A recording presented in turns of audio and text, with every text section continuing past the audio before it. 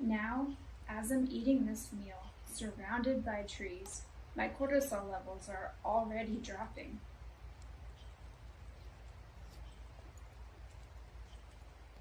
Combine that with mindfully prepared food, and you're literally feeding both your body and your nervous system.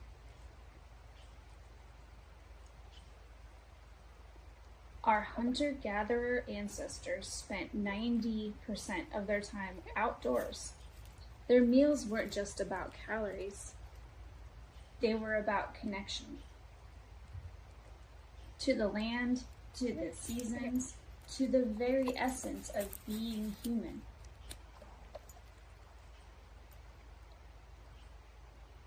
Modern research shows that people who eat meals in natural settings report 23% higher satisfaction and better